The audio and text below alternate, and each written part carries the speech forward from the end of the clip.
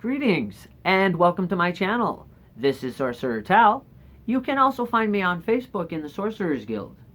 Today on Magical Theory, we will be discussing lucid dreams and how to achieve them. A lucid dream is defined as a dream where the sleeper is aware that they are dreaming and is able to control their actions. Often, especially with your first few lucid dreams, you will be able to control the scenario, control the setting, and control any other aspect of the dream, and even perform feats of wonder such as flying that you would not be able to achieve in your daily life. The key to achieving a lucid dream is to simply realize that one is dreaming. And there are a few methods of coming to this realization. The first method that is most commonly known is one that is known as reality checks. A reality check is where you simply watch for tip-offs that you are dreaming, things that wouldn't happen in your reality.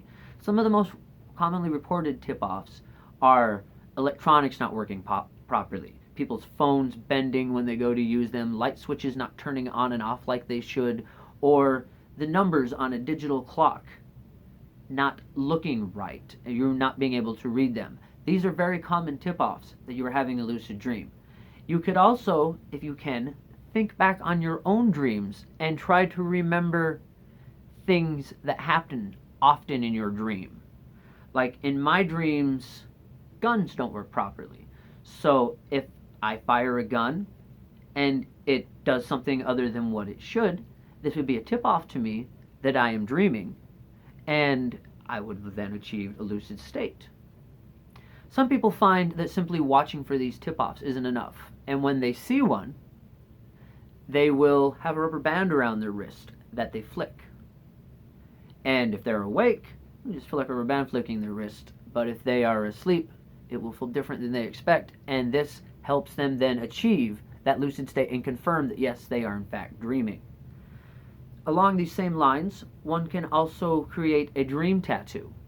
A dream tattoo is where you make a sigil from the intent of having a lucid dream, and then rather than drawing it, you actually visualize it onto your wrist by tracing it on with your finger and putting energy into it as you would in creating any other sigil.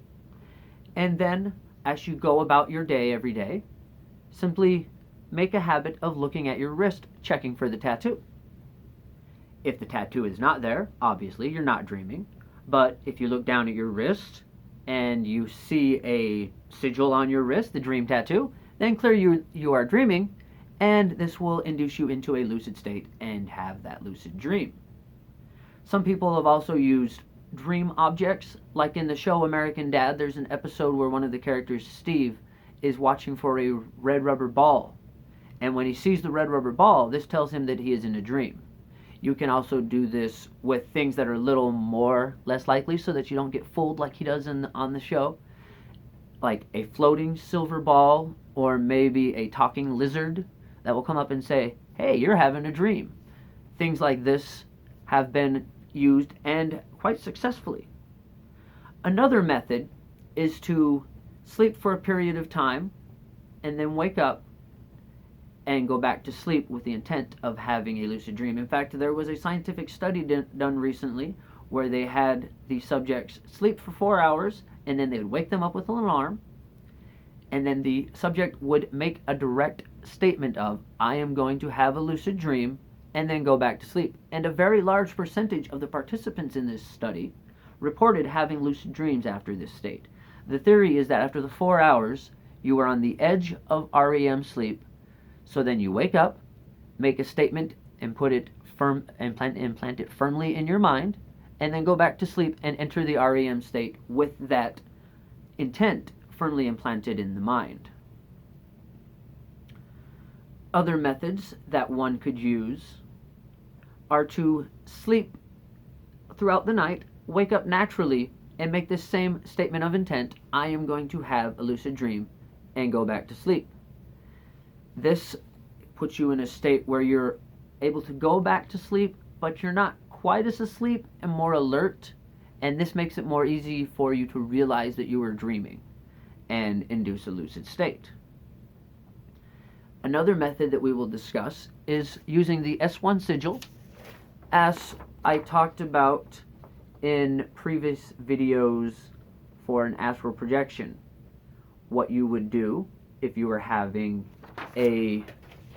to have a lucid dream with the S1 sigil, is you would picture the sigil in your mind as you went to sleep. You could do this when you first go to sleep, or you could combine it with the intent method of waking up after 3 hours, setting an alarm, wake up after 3 or 4 hours,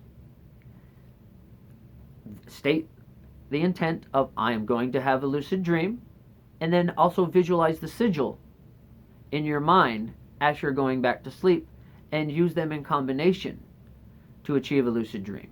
Now, a lucid dream isn't the kind of thing you can force. When you have a lucid dream, it will come naturally.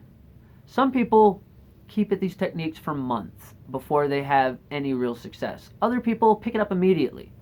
Some people lucid dream naturally and have never had to learn how to do it. It's different for everyone. Everyone's dreams are different. But if you keep with it, you will achieve a lucid dream eventually. Once you have achieved a lucid dream, you have two main options as to what you can do. The one is to stay in that environment where you can control the scenario and the setting and have these amazing powers and abilities. That is a reality that exists within the confines of your own mind.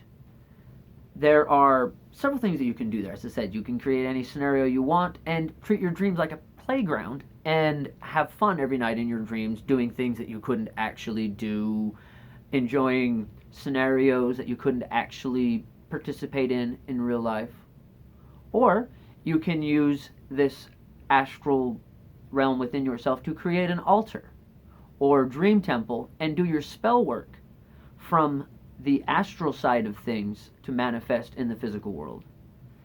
You can also use this technique to retrieve memories from your past, or even deal with past trauma by entering into that moment and dealing with it in a different way, or finding a way to accept what occurred.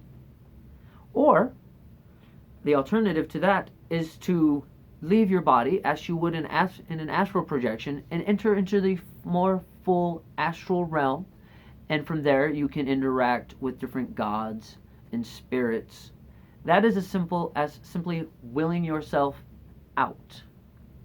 You can do that with the S1 sigil by simply visualizing the sigil, and that will take you to the same area that is involved in the astral projection meditation that was in the previous video.